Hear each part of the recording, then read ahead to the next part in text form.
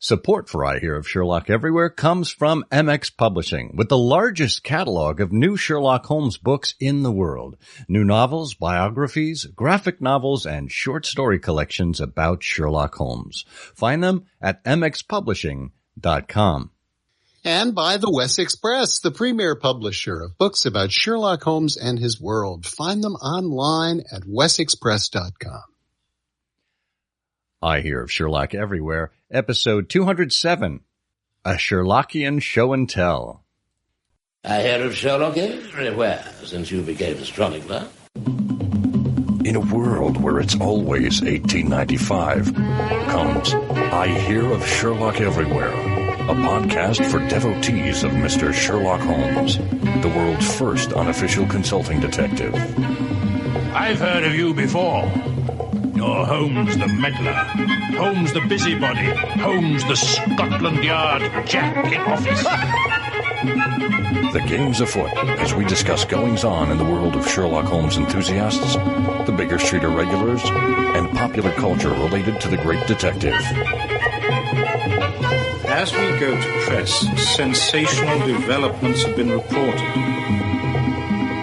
So join your hosts, Scott Monty and Burt Wolder, as they talk about what's new in the world of Sherlock Holmes. You couldn't have come at a better time!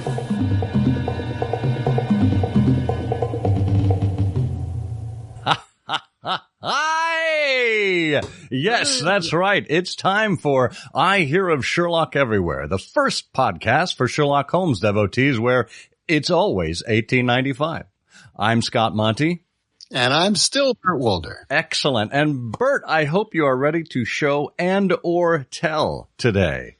Yes, I am, but I want to see Ray Betzner's yoga pants. I think the chat is so much more interesting than anything that we've prepared. Hello, Michael. Hello, Mohammed. Yes, we have a number of people who are joining us in the live stream right now. They are risking life and limb to take time away from whatever other important things they need to be doing today, December 30th, which is traditionally the day that our show drops. As you know, if you're a longtime listener of I Hear of Sherlock Everywhere, we have 2 shows a month on the 15th and the 30th. And today we would usually have a well-wrapped and ready episode to go for you.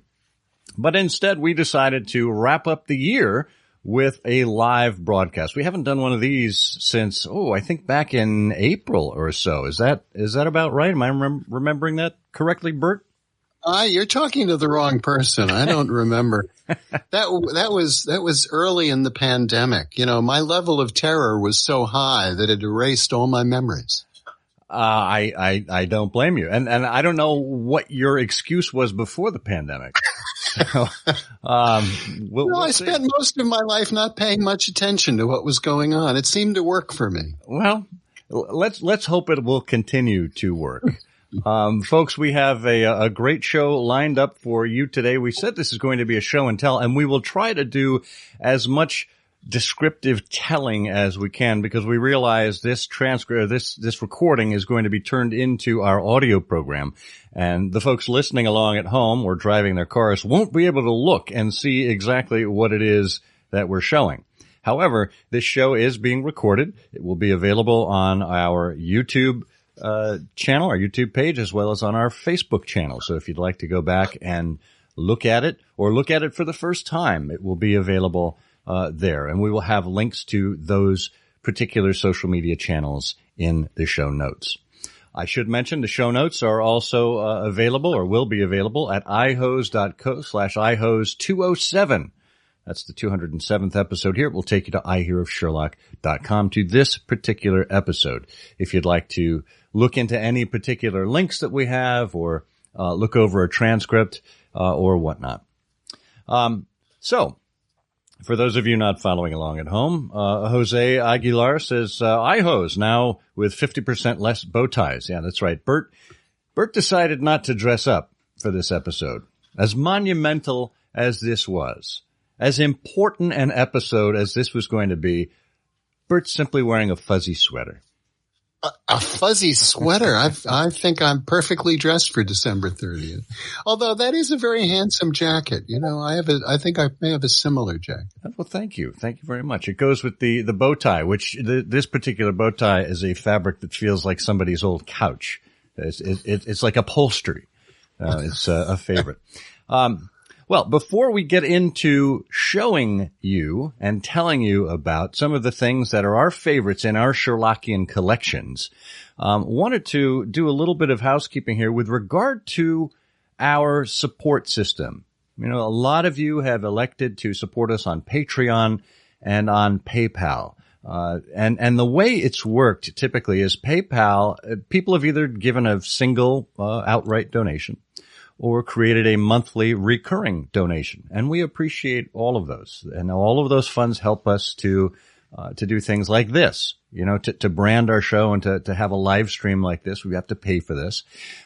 We have, you know, obviously email and hosting costs and, costs for the website, all kinds of things that you wouldn't realize go into the creation of a show. Well, we also have done that on Patreon. And the way we've structured it on Patreon, as I said, we do 2 shows a month, the 15th and the 30th. We were charging per creation. That is, people were paying per episode. And beginning in 2021, after today's final installment, we are going to go for a monthly installment on Patreon. And we do hope that you will continue with us. We're going to change the donation levels up a little bit, but we want to make it affordable for as many people as possible. So we are going to keep the $1 level, and we're going to add a couple in. We're going to have a $2 level, a $3 level, a $5 level, and a $10 level. And again, this is per month, not per creation. So this effectively is going to potentially reduce our intake by about half. And we just reached the threshold where we have enough every episode to put transcripts together. So, we're hoping that you will either commit to the same level or higher. If you want to commit to the same level, that's fine. We welcome everyone. But what we would ask is if you are going from a per creation to a monthly and you're going to stay at the same level. So let's say you're doing $1 per creation. Now you're going to do $1 per month. What we would ask simply is that you recruit one person to take your spot, to kind of fill in that 50%, and encourage them to become regular supporters. Okay? Now, Bert, you may be asking, what do I get with these various levels of donation? What? Other than that warm feeling that comes from contributing to something that's so fundamental and important to you? Well, I'm glad you asked, because for $1 a month, you get a hearty thank you from us. And there's going to be more, so stay tuned. At the $2 and $3 level, we'll send you some stickers. My goodness, I think I have my 221B sticker right here. It can go on your laptop, your refrigerator, your car, wherever you'd like to put it. On your roommate's forehead, who knows? But we'll send you a sticker, and you'll get a thank you and more, so stay tuned.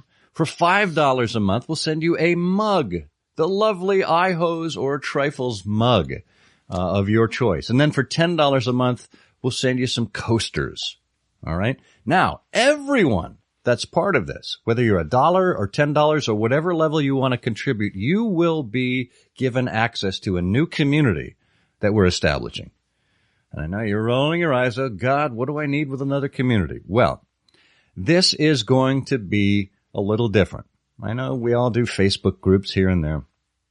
Kind of tired of Facebook myself. There is I like this suggestion. Tamar just said for $10 a month, you get to pick Bert's wardrobe. Sounds great to me. Thank God. I'll pay $10 a month for somebody to pick my wardrobe. Well, as long as you don't pay $10 a month for people to pick other things. No, I'm not even going to go there.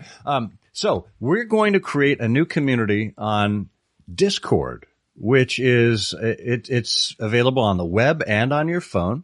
It's available as, directly on the mobile web or as an app.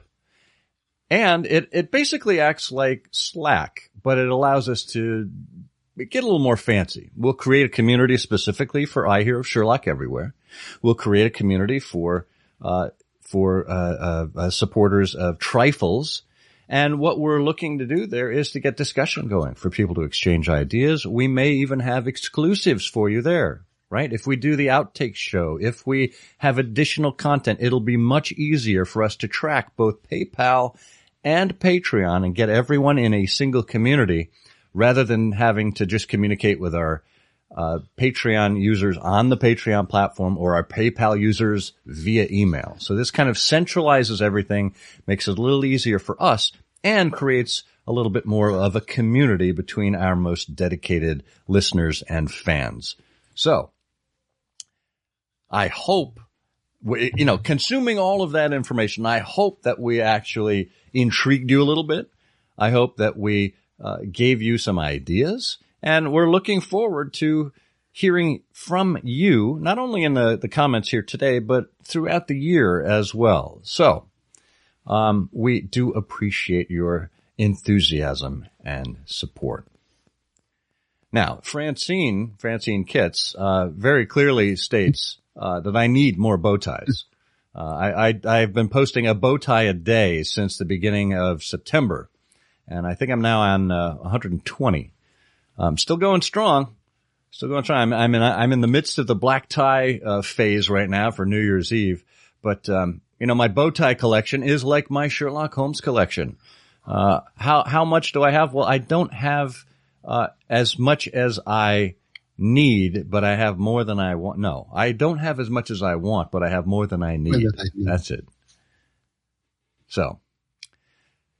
So that's it. Jerry is asking, what's a Discord channel? Well, Jerry, you're about to find out. If you've heard of Slack, it's a lot like Slack. It's basically an online discussion group, and we can create little rooms or little specific streams within Discord. So if we want to talk just about Sherlockian art, we can have an art room. That might sound appealing. If we have things that we want to talk about with regard to show planning and show ideas, we can have one there. If we have, we could probably have one per show if people want to give us feedback on the show. Things like that. So, that is what we're looking at here. We have so many comments coming through, and we do see all of them, as we're chatting away here. I can't post all of them, but we do want to acknowledge that we do see you guys here, and we see your various highs and hellos along the way from people like Joe and Michael and Badre from Egypt. Look at that. We've got another viewer from Egypt. Badre, you are such a loyal listener and fan. We do appreciate that. So, Bert, should we get on with what we're actually here for? Yeah, but I just have a lot of questions. First of all, I was going to ask you if you would just repeat everything you said since the beginning, since I really wasn't paying attention, but that won't work. Actually, I have a lovely mug somewhere, the fellow who was the cartoon editor at the New Yorker for years would also draw some cartoons. And one is of a husband and a wife. I have it on a mug where the wife says to the husband, "Dear, would you mind repeating what you were saying since we were married? I wasn't paying attention." But my other question is, how come we're not on the Harmony channel? What is this Discord? I've had enough of Discord. eHarmony? I don't know. Forget it. I don't know if we'd find a match, Bert. That's the thing. Oh, thank you. So, hey, look at this. Jennifer says, you both have such nice studies. Can you take photos and give them out as Zoom backgrounds for supporters? That's it's a good neat. idea. I can do that. Yeah. I like that. Do I have to include the dust? That's the question. Well, that makes it authentic, right? I mean, there was, what was it? Sherlock, The Private Life of Sherlock Holmes, where Robert Stevens as Holmes lit into Mrs. Hudson for dusting his rooms. Yes. He said he dated his documents by the amount of dust on them. Yeah. Well, let's go to our favorite stuff.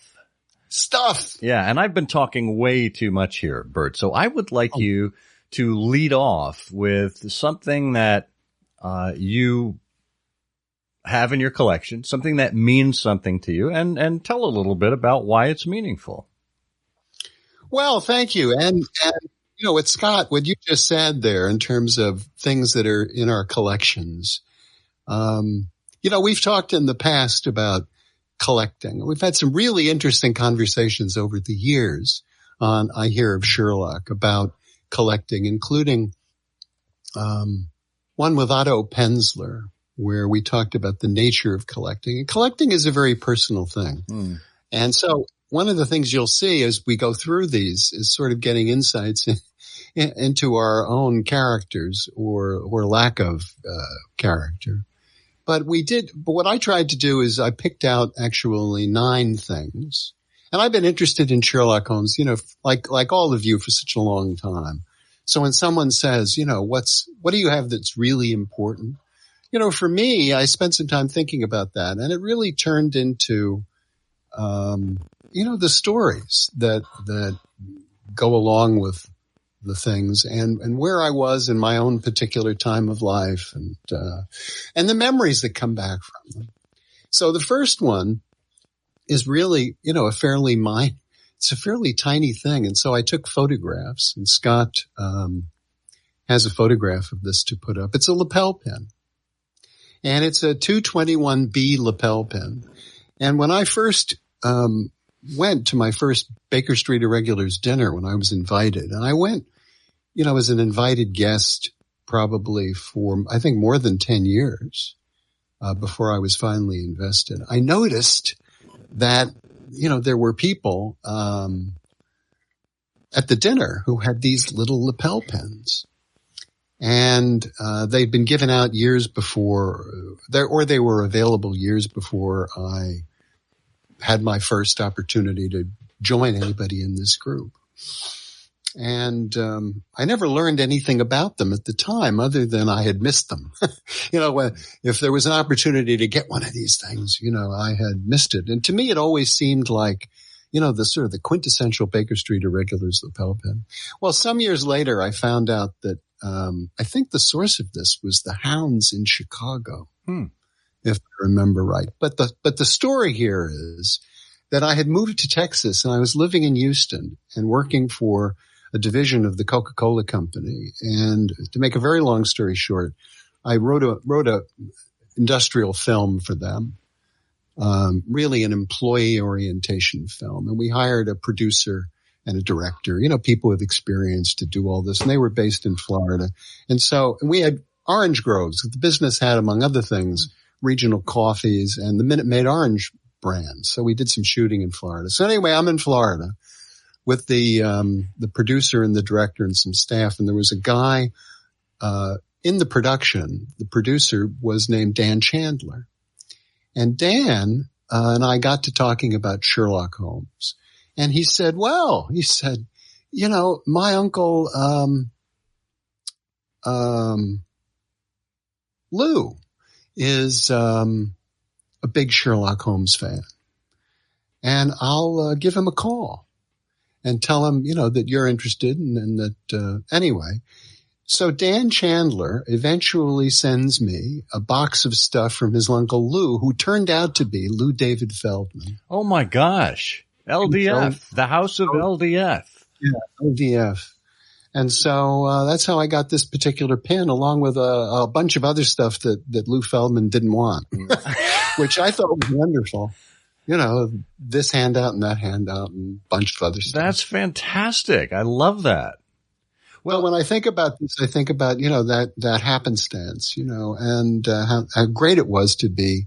Dan Chandler, among other things, was a great guy. He also owned a Rolls Royce. He owned a 1960s Rolls Royce. Good Lord. Which he had painted white, and he was making money on the side driving it for weddings. This is like pre-Uber?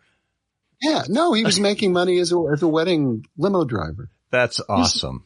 He's a great guy. That's awesome. Well, I am so glad that you mentioned Lou David Feldman, because one of the things, and this is complete happenstance, one of the things that I picked out as my favorites happens to come from Lou David Feldman. Let me change the screen orientation here. I don't have I don't have a screen share to use. I've actually just got the real thing. And I overdid it. I've got stuff piled up all over my desk here. Because I couldn't decide. There are so many great things that I love in my collection. Now, like you, I'm a member of the Baker Street Irregulars, and I've made it part of my collecting business to go after things that are from or related to the Baker Street Irregulars. And I'm also a longtime member of the Speckled Band of Boston. And a number of Speckled Band members are also BSI. And where there's overlap there, I do like to try to accommodate that. Now, the Speckled Band was founded as an organization in 1940, and it's considered the oldest scion society of the Baker Street Irregulars, notwithstanding that the Five Orange Pips of Westchester County has been around since 1935, but officially they don't call themselves a scion. They view themselves as a parallel to the BSI. So, Speckled Band, 1940, started out. Edgar Smith was there for the inaugural celebration and was absolutely involved all the way through. And I have found over the course of my collecting career that I've been able to locate items that belonged to members of the executive committee of the Speckled Band for many years. And one of those guys is, I believe, I want to make sure I get this right. This is Jim Keddy Jr., I think. This is his. And I'll tell you about the relation to Lou David Feldman in just a moment. But I've come across a number of things that either were Keddy's himself. Keddy and his father were the founders of the Speckled Band and also members of the BSI. And Philip Mather as well. And there's a number of correspondences between Mather and Keddy that interest me. So this particular item, this is a very large item. This large book, and it comes in a case. It's red, and it says Sir Arthur Conan Doyle across the spine. Okay? And I take it out, and inside there is this lovely copy of the first page of the Study in Scarlet, or the notes from the Study in Scarlet, and it says Sir Arthur Conan Doyle Archives. Now, when you open this up, it's a folded document, and it's heavy stock, and there's a huge description in here as to what the contents of this particular book are. On the back, it says 117 copies for the annual dinner held in celebration of the 117th birthday of Mr. Sherlock Holmes at the Players, Friday, January 8th, 1971. Published by LDF. Lou David Feldman, BSI. Now, that alone is really interesting to me, right? But then I take this book, and it's got one of these, it's leather, and it's got the kind of the puffy cover there. I open it up, and inside are a couple of letters on this old onion skin paper that people used to type on. And I'm going to take them out because they are addressed. Let's see, I've got I have the original airmail envelopes that they came with as well. These are 3 letters. And they are all addressed to James Keddy Jr., the Speckled Band of Boston, and Wellesley Hills, Massachusetts. And they are from Sir Arthur Conan Doyle Estates, and they're dated 1959, and they're signed by none other than Adrian Conan Doyle. Adenoid. Dear Mr. Keddy, I was very interested in your letter with its significant date of May 22nd, 1959. I must indeed congratulate you on your splendid collection. Under separate cover, I'm sending you a copy of this exceedingly rare centenary volume, which I want you to accept with my kindest regards. This was Adrian Conan Doyle's keepsake from the BSI dinner from Lou Davis Feldman that he gifted to James Keddy Jr.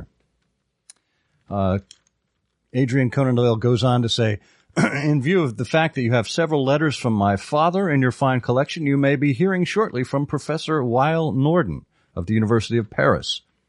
I may tell you in confidence that for the past 5 years, the professor has been occupied in his researches among my father's enormous archives, of which I am the curator, and in tracing down important correspondence from my father throughout various parts of the world. The object of this profound research on Professor Weil Norden's part is that he's compiling a fully documented 300,000-word volume on every aspect of my father's life.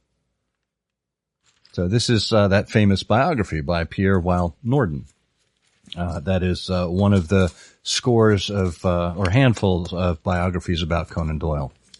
But there are 3 letters here. That one was dated June 26th. There's another one on July 3rd and another one on July 25th. Back and forth with Keddy. So this is an amazing piece of Sherlockiana, and it's an association copy, as you would say. So it's valuable in its own right, but it's also exciting because of its connection to my friends in the Speckled Band and BSI. Fabulous. Well, I'm sure that after this broadcast, you're going to be packing that up and sending it off to the archives in Indiana. Yeah, close. Because that's the kind of guy you are. Yeah, of course. I've got other things to send to them. Not to worry. Yep. Not to worry. So what have you got next for me? Oh, me. Well, I think I'll do a couple of things here in the interests of time. Yeah. The next things are really just several books, that don't really have, a tremendous amount of story to them, but they do sort of show you, you are a significant collector, and, you're into, and we share some of these things overlap. I mean, I'm also interested in the early publications of the Baker Street Irregulars, things Edgar Smith happened, but you pursue things like association copies and so on. My collecting is, I always got things to read. So I never had a tremendous amount of money. So I never was into acquiring, particular editions. But these things mean a lot to me. The first one I would show you is this copy of Basil Rathbone's autobiography. Because in the days before ABE books and in the internet, this was one of the things I pursued. I'm going to bookshop to bookshop to bookshop, wherever I was, in New York, in Boston. And I finally found a copy of Basil Rathbone's autobiography, which I loved. I mean, it's not a terrific autobiography, but it certainly gives you some insight into him and into his Sherlockian experience. And the next one I would show you is a souvenir of Michael Harrison. And Michael was a great friend of Al Silverstein, and that was how I met Michael in the first place. And this goes back in the 1980s. So when Michael was in the country, and this was, I guess, in 1985 when I imagine he was also at the dinner, because this is from January. I would bring a couple of books and ask Michael to sign them. And Michael was a wonderful Churchillian character. Like Churchill, Michael would start every day with a glass of Johnny Walker Black. I don't know if Churchill drank Johnny Walker Black, but Michael's morning tipple was Scotch and water. I thought that was Listerine. Usually Johnny Walker Black. He was a wonderful character, and I was thrilled to meet him. And Albert and I, we had a number of over the years, meals with Michael. Once we were up in Yale with David Musto. But this was when I guess we were in New York, because the inscription is, to me, he wrote, with every good Sherlockian wish, at Keen's Chop House. But the reason why I have such fondness for this is like our other interactions with Michael. There comes a time in the meal when it becomes clear to you that you are paying for his lunch. and By the way, despite Susan Dollinger in a comment here says his ability to drink was limited only by supply. right, yeah, and the distillers were going, forever. But I still remember, Albert and I looking at each other over lunch, realizing that this was yet another case where we were buying Michael lunch. But it was a wonderful thing. And then the last one I would just show you in this round is this copy of the Memoirs of Sherlock Holmes. And this is an American, the Harper edition. And if I opened it up, if I had it in front of me and opened it up, I could tell you that I think it's the first edition, second printing. Anyway, what's important about this, to me anyway, and there's also another copy I have of The Adventures, is that they were given to me by Al Silverstein, but they were given to Albert by Nathan Bengus. Oh, wow. And they're full of Nathan's, Bengus's notes, including, his critique of this particular edition. This is a second edition. He's written some things about the edition, why it was interesting, why it wasn't interesting. I don't think it's particularly valuable, but, it means a lot to me to have that because of the provenance of it. Well, I mean, isn't that it really, that whatever we collect, whether it's, a reading material, papers, association copies, mugs, whistles, keychains, matchbooks, whatever it is, these things have a particular meaning to us.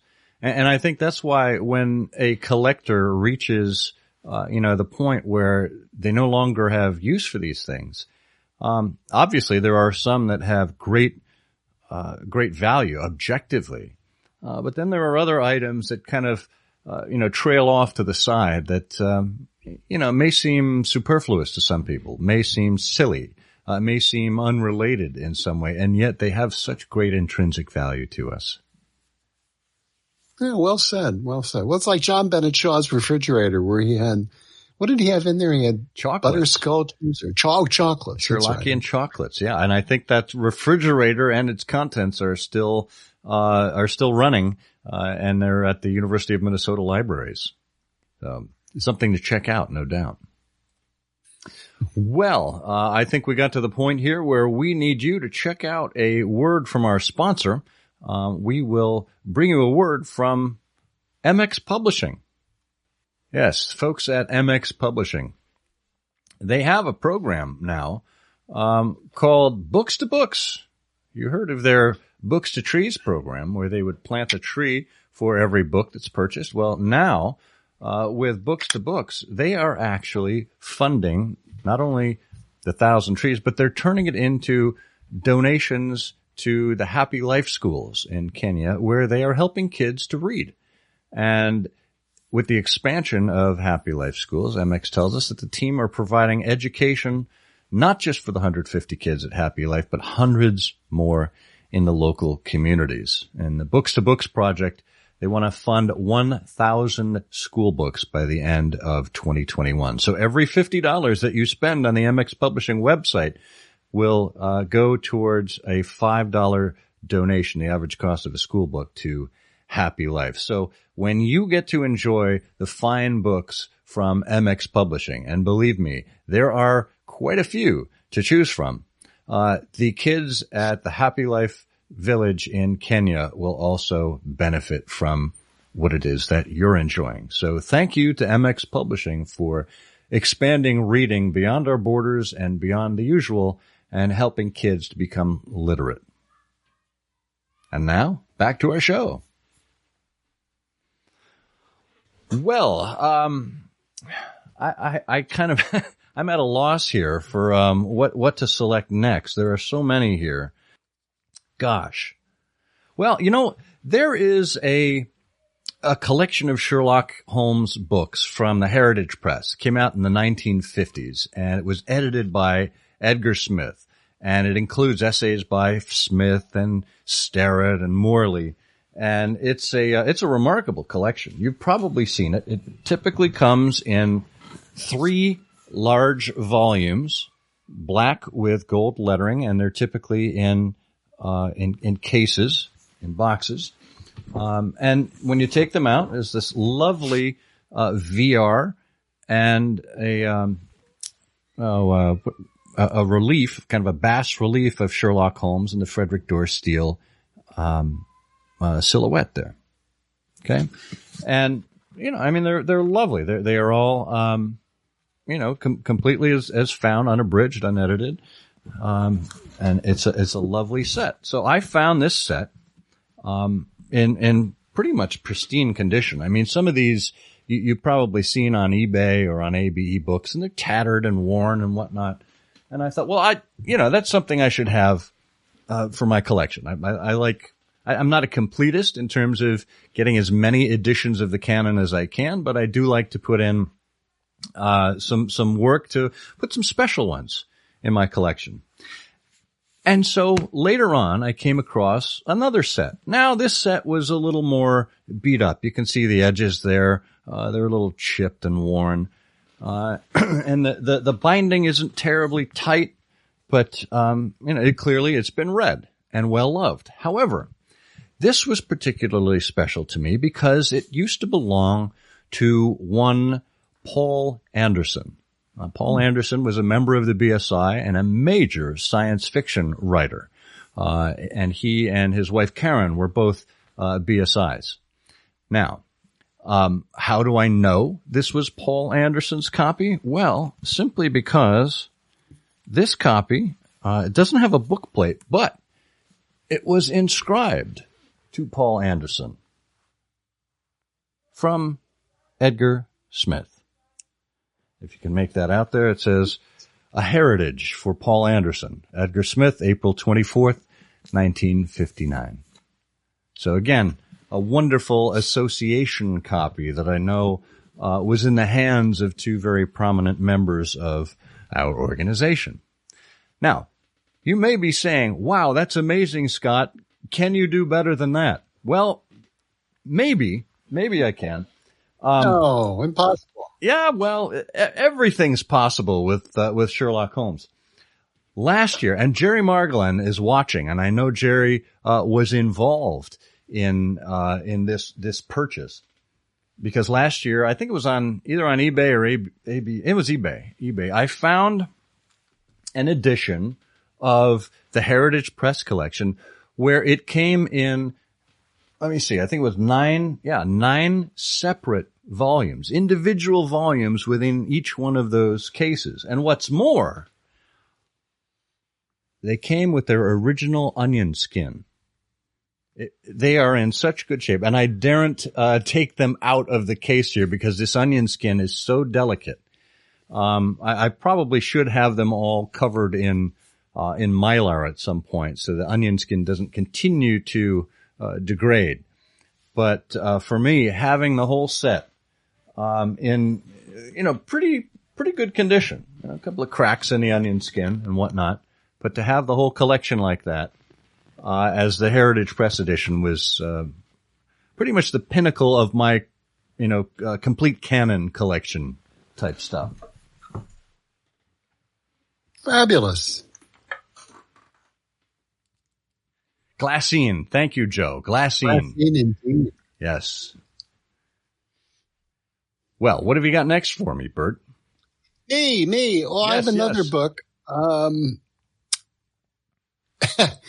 It could be an association copy. I love this book because of the story. And so, many of us know the Essays in Satire, a volume by Ronald Knox. And I have this ratty copy of Essays in Satire. But if you blow that up a little bit, it purports to be, and I didn't spend a tremendous amount of money for this. I was just looking for a copy of Essays in Satire. But when I got it, I open it up and I find out Dorothy L. Sayers' name is on the title page. So it's a book that purports to be Dorothy L. Sayers' copy of, that's not why I bought it, of essays and satire. And if you go to the inside, there are notes in pencil in the same hand about different things. Only in the essay about Sherlock Holmes. So this purports to be Dorothy L. Sayers' copy of Essays and Satire, which I just enjoy having. But I'm very suspicious. I mean, it comes with no provenance, and I find that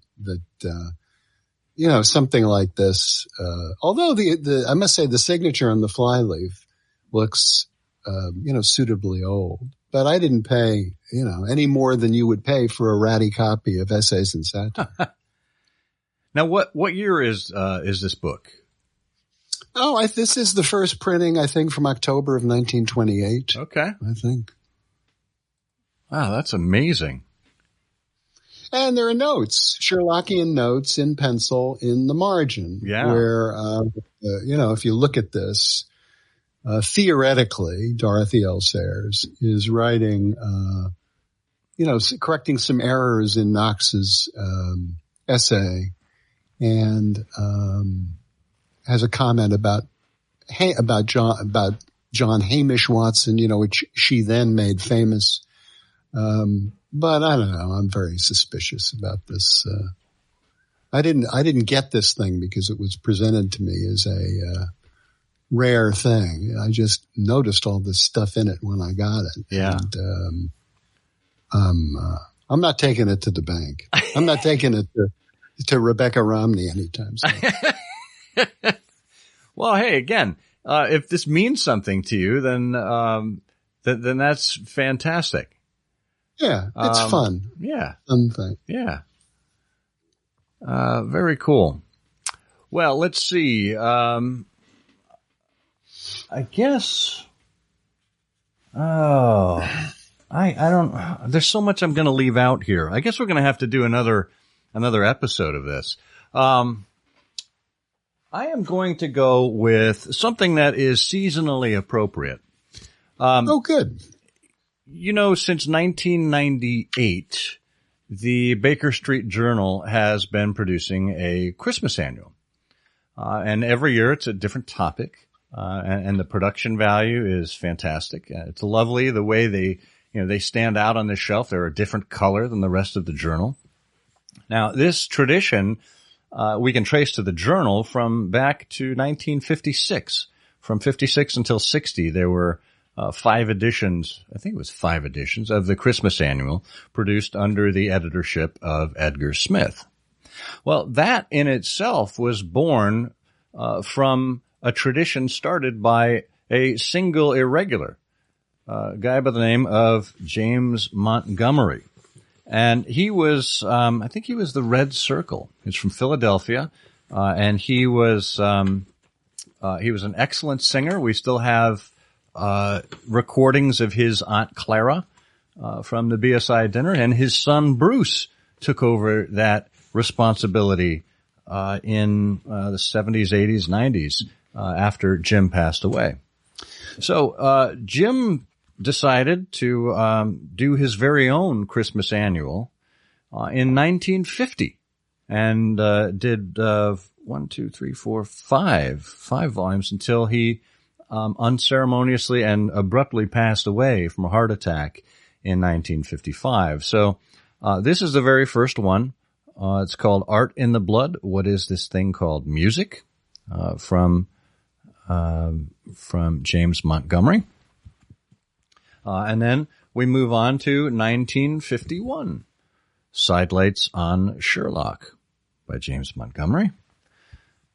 1952 brings us 3 trifling monographs. We get to 1954, and it's a lovely glossy cover here. Shots from the Canon. This is a collection of essays, I think, including some music. You see the sheet music there, Sherlock Holmes. So there's probably at least a dozen or so essays in that one. And then this one I really like because this was a study in pictures. It was Montgomery's Christmas Annual, and it looks exactly like the Beatons' Christmas Annual, if you can make that out. Montgomery's Christmas Annual. And it's being a trifling monograph on the iconography of Sherlock Holmes, containing also 2 original reference tables and an index, as well as 32 illustrations from the canon, with cover design after Beaton's by Bruce Montgomery. So there Bruce actually takes over his father's work there. And Susan Dollinger helpfully says Bruce and James Montgomery both held the Red Circle investiture. Now, the final item in this collection is, as I said, James Montgomery died in 1955, and he died before he could mail out his Christmas Annual. So this is the final one. It's a case of identity where he tries to identify, and does a very good job of identifying the house in the Valley of Fear, Burleston. He traces it to England. I actually wrote this up on our website. I'll have a link to that in the show notes. And this comes with a printed note from Montgomery's wife, who says, "My husband died very suddenly on November 9th. It was his expressed wish, however, that I should get out this little booklet in the envelopes which he had already addressed. Constance P. Montgomery, Christmas, 1955. Now, that in and of itself is amazing. It's a complete collection of Christmas annuals. But here's the thing. It wasn't just kind of dashed together, cobbled together. It actually came from the same place, because this final edition came with the envelope that it was addressed to, one J.B. Austin, Esquire, whom you may know as Bliss Austin. And every single volume in this collection is autographed, is signed or inscribed to J.B. Austin with compliments of the season, James Montgomery, and then a little red circle after his name, Christmas 1950 in this case. The only one that is not inscribed to Bliss is the final version, and you can pretty much understand why. But this comes from the Bliss Austin collection that Peter Stern had, and I had seen it in his at his table at the BSI weekend I saw it 1 year, and I went back, and it was still available, and it was more than I really wanted to spend. But it's one of these things that you're not going to see this kind of thing on the market for decades, if I'm lucky. And I just said, how much am I going to regret this if I don't buy it? And given that, my specialty is collecting stuff that is by and associated with early members of the BSI, I thought I can't pass this by. Now would be a great time for you to tell Mindy that it's your expressed wish that if anything should happen to you, that I should get that. How did I know that was coming? You know what? Just do that now. I'll wait. I've actually already sent a message like that to Kathy, and I've probably said too much. That's why we have those boxes and tape in the hall. Oh, now I understand it. Oh, yeah. So, to me, again, it's the association. It's the connection with people. And I knew Bruce Montgomery. I got up and sung with Bruce Montgomery at BSI dinners a few times. And, sure. I just have this wonderful connection to the origins, the early days of the BSI between Bliss Austin, of course, Sonia Featherston, whom we talked to, I think, on episode 75 about Bliss Austin. This would, kind of dovetail directly into that. Wonderful. Yeah. It's a great signature that he had. I love that idea that he had of drawing the little red circle at the end of his name. That's cute. Yeah. Yeah. Jerry Margolin says, you only regret the ones you didn't buy. Yeah. that works in collecting and love, Jerry. Well, have you got anything else for me, Bert? I do. Should we not do a Wessex spot? Now might be a good time to pause for Wessex. I've got no problem.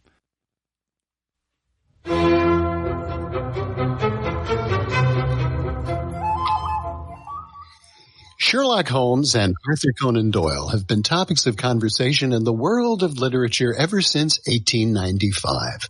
Wouldn't it be great to look through all those discussions, have all those articles, reviews, and commentary in one place on your bookshelf?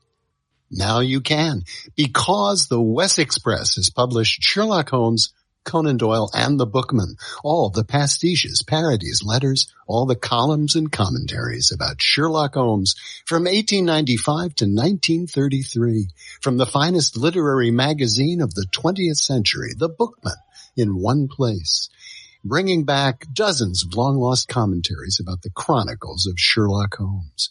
Do not wait until this handsome volume is out of print. Get your copy of Sherlock Holmes, Conan Doyle, and the Bookman, available right now at wessexpress.com.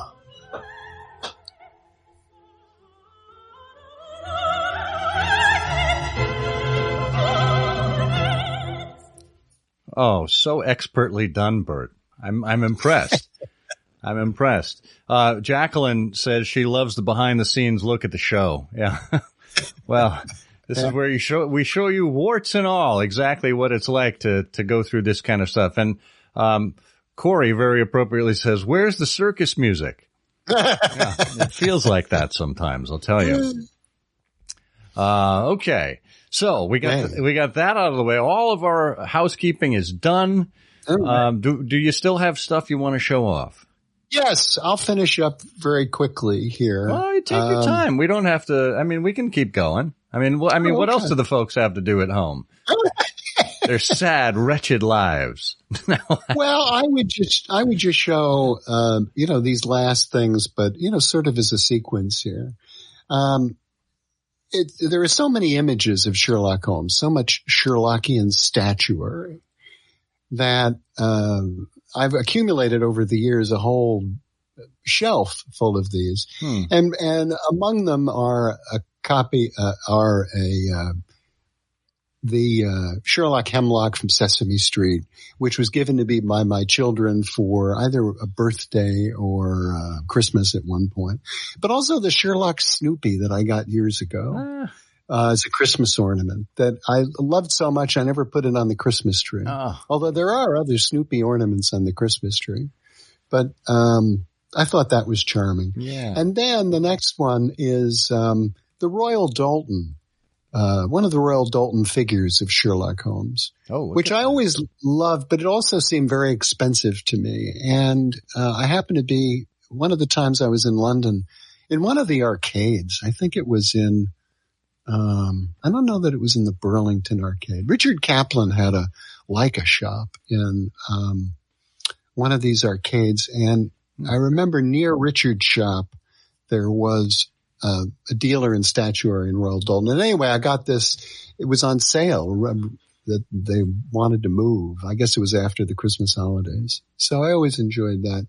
But the last one I would show you is one of the two that really mean a lot to me. The one on the left is a little base metal figure of Sherlock Holmes. It's sort of in the dark. You can't really see it. It's not really very important. It came from the Sherlock Holmes Museum at Baker Street. But when I lived for some time in Brussels, and when I left Brussels on this assignment to come back to the States, the people that I worked with arranged a going away party for me. And what they did was they rented the Sherlock Holmes Museum on Baker Street. Oh, wow. And we had a lovely dinner and spent, I can't remember where the dinner was. I don't think the dinner was in the museum. But we spent a lovely amount of time in the Sherlock Holmes Museum, and that was one of the little keepsakes they gave me. But the one on the right of the screen is the Edgar W. Smith bust of Sherlock Holmes. But that is Edgar one W. of the, or Edgar P? Right. But Edgar W. Was the originator. This is the Edgar P. Version. And I had visited Edgar P., his son. And got a variety. There was a time when Edgar P. advertised that he had things for sale in the Baker Street Journal. And I lived nearby him in New Jersey. And so on a Sunday afternoon, I went over there and bought some back issues of the Baker Street, a regular Baker Street Journal, and this, that, and the other thing from him, and had a nice visit with him. And he also had the mold for the original list. And I was telling him a little bit about how technology had moved on, and there were other ways, you know, if he wanted to do castings. And anyway, he then did a run of these things, and I managed to acquire one. But I'm very fond of it. Yeah. Not that it's a terrific bit of statuary. Well, you know, again, it's that connection that you have to it, and how lovely. Do we know what happened to that mold by any chance? I don't, but I still remember he had how it was all, you know, when you make these molds, they're in sections, you know, right. you build it around the clay, and the whole thing was held together. It must be someplace. Somebody must have it. Fantastic. Well, that should be interesting. Oh gosh. So many things. I mean, I've got a lot of the early Baker Street irregular publications. I don't know if it's worth going through these individually, but you know, you'll recognize these from the Pamphlet House, Edgar Smith publications. Some are hardcover, some are soft. I have both, you know, where I have a hardcover. I also have the softcover version as well. You've got topics like Appointment in Baker Street and Baker Street and Beyond and Baker Street Inventory. The reason I mention these, I'm not going to go through all of them, is because there are a couple that are particularly interesting to me because they are special numbers. So, you know, and this is completely the Sherlockian geek in all of us. Okay, I've got Baker Street Inventory here in the soft cover, and it is dated. See, I don't remember off the top of my head what year Edgar published. 1945, and there were 300 copies made of this first edition. And again, the Sherlockian geek in me is thrilled because this is copy. Can you see? 221. Oh yeah, look at that. Copy 221. Because of course, that's what Sherlockian geeks do. I've got Appointment in Baker Street here, which was, I think this was one of Edgar's early contributions to the literature. And again, these are some publications that brought him to the attention of Vincent Starrett and Christopher Morley. This one is in 1938, before Edgar actually took over the BSI. 250 copies made. This is copy 26. But this one I like in particular because it comes with a book plate. This was Edgar's own copy. That's great. So, again, it's this intrinsic value that, you know, the number itself, the volume, is it really any different from any other one? No, not really. But the fact that this came from Edgar's collection is what makes it special to me. What have I got here? Oh, The Napoleon of Crime. Prolegomena to the memoir of Professor James Moriarty, SCD. This is from the library of it's Ex Libris John Rule, R-U-Y-L-E. I don't know if it's Ruley. I don't remember how to pronounce his name. It's Sherlockian of high regard and a publisher. He had a small press himself. But this is from 1953 from the Pamphlet House, and it's inscribed by Edgar Smith.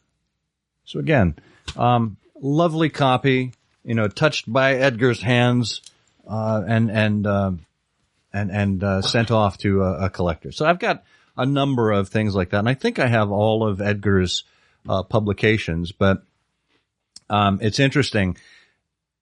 I learned this from Glenn Moranker.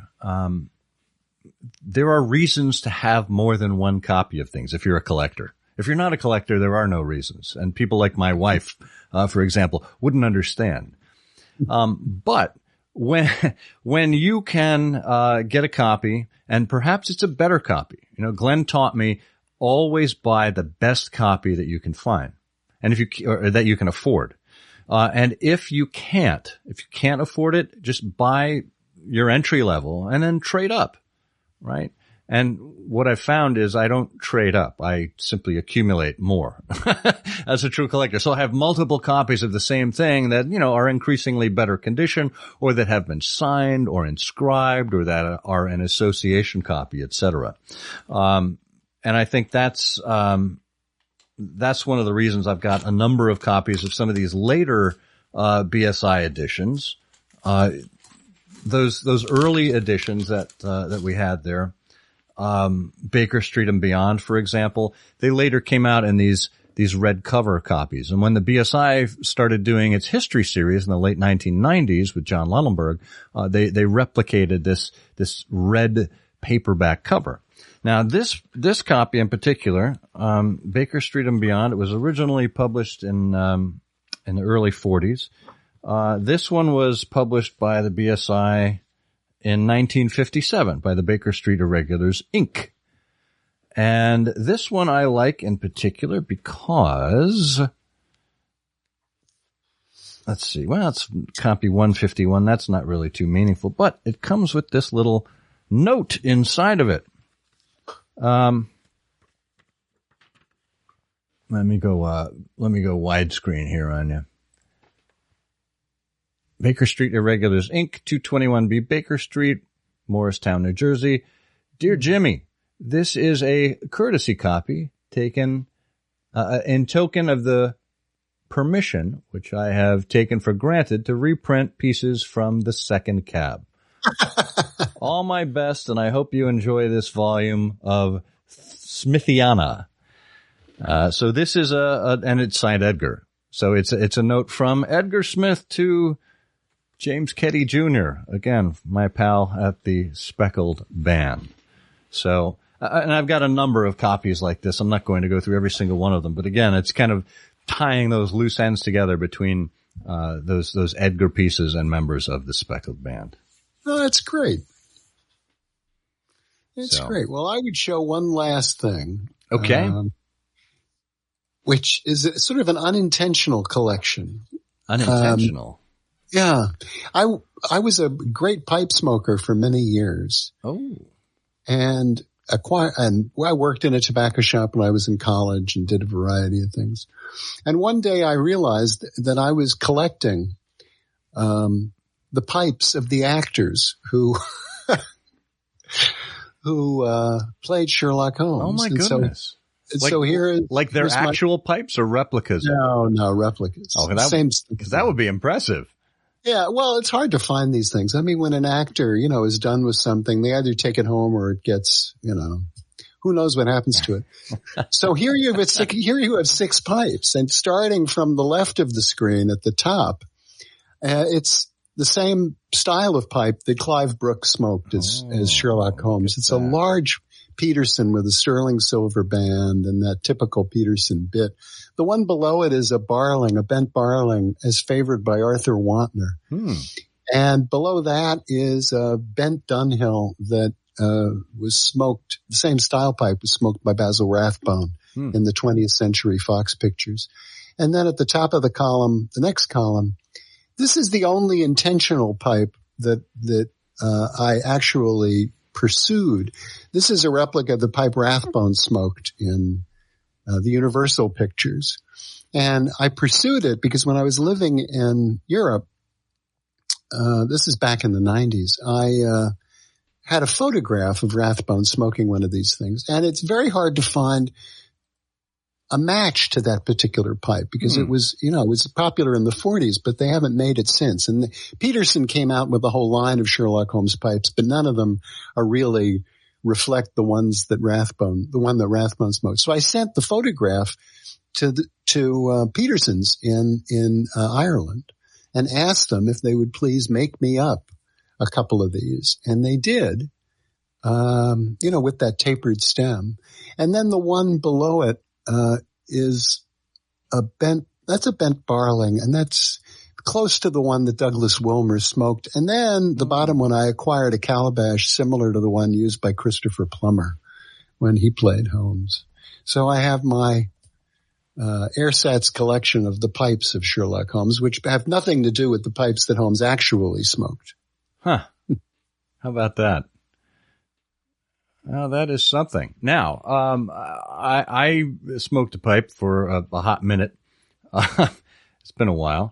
But I remembered, I think it was in the late 80s, early 90s or so, Peterson came out with an entire Peterson collection of pipes. Patrick Ewing here in the comments said he has several of their pipes, including the Holmes ones. And I think if I can find the Peterson site, I believe they've got, here it is, the Sherlock Holmes series. In 1987, they say, we released a special commemorative pipe to celebrate the 100th anniversary of A Study in Scarlet. And I will make this large screen so everyone can see it. They say the pipe was a tubular, almost trumpeting calabash shape, an XL version of the 305B system, first designed by our senior craftsman, Paddy Larrigan. The design is better known today as the original. So Larrigan went on to create the prototypes for each of the 7 shapes in the original Sherlock Holmes collection, released between 1989 and 1991, all of which were inspired by people, places, or important artifacts from Doyle's stories. So you've got the Sherlock Holmes, they do smooth, ebony, natural, a whole series of them here. Yeah, I have one of those Sherlock Holmes, that first Sherlock Holmes pipe in natural that they came out with. It's just, it's really got nothing to do with, I was more interested in things that, the actors. Well, they eventually did a Rathbone. They did a Rathbone eventually. Well, they created a pipe that they called the Rathbone, but it's not the same shape as the one that Rathbone actually smoked in the movie. But it was creative, and they sold they sold a rack with them. And the idea here is, if you're a pipe smoker, you don't smoke the same pipe day after day, and you certainly don't smoke the plugs and dawdles from the day before. Oof, can't imagine doing that. But you rotate your pipes, so they gave collectors and pipe enthusiasts something to. You're gonna hate me for this. Put in their pipe and smoke it. So now Monica says, love it. The pipe featured in my tattoo is based on the Peterson Sherlock Holmes original model. Now, if none of you have seen Monica in person, she has a lovely Sherlock Holmes tattoo behind her shoulder that she has copyrighted. That's the most amazing thing about the whole thing. She has copyrighted her tattoo because people were stealing it. Can you imagine? And she had to go after them as fiercely as the Conan Doyle estate went after people. Amazing. Amazing. We have taken a lot of your time here. We still have our quiz to do, Canonical Couplet, and I'm not even going to try to do the music at this point. I think we'll save the music and the spinning prize wheel for everyone else. Perhaps we'll just end the year with the winner from the last one, and then we'll start up our new Canonical Couplet in season 15. Can you believe it? We are entering season 15 with the January 15th drop of I Hear of Sherlock Everywhere. That is truly amazing. We've been doing this for going on 15 years now. And it's all thanks to you, thanks to our listeners and viewers now. And maybe we'll do a few live streams in the new year. So, good. Let's get to that Canonical Couplet from the last episode. You may remember the last time around, Bert, we gave you this clue. The oldest inspector and the very youngest constable would shake Holmes's hand for finding those responsible.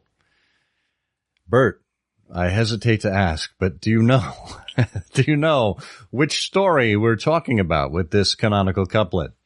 Of course, it's absolutely simple. That's the story that's all about the theft of Mrs. Hudson's favorite casserole. That's the glorious pot.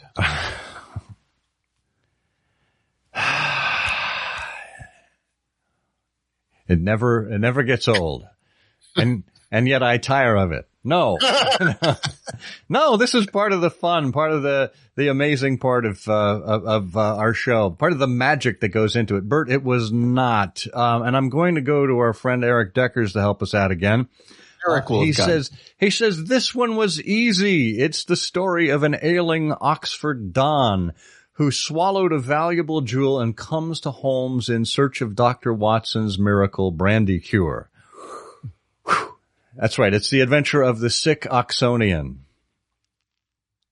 Almost as bad as Bert's, Eric. Sick Oxonian.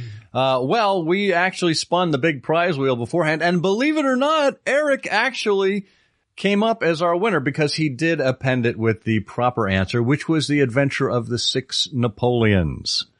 6 Napoleons, Bert. So, Eric, thank you for all your contributions, and congratulations for winning this time around. I'm so glad it worked out that way. But in the meantime, we will invite everyone to join us next time around because we are sending Eric a copy of Sherlock Holmes magazine. So the next time around, we'll be back here with another Canonical Couplet quiz for 2021 to start us out with an associated prize. And spoiler alert, you're not getting any of this stuff that Bert just showed you. We're keeping that. Unless, our donations just go over the top this year. Again, thank you for being part of the I Hear of Sherlock Everywhere family this year. Don't forget to tune in to Trifles, our companion show that comes out every week. We're dropping another episode later today, our final episode of the season for Trifles.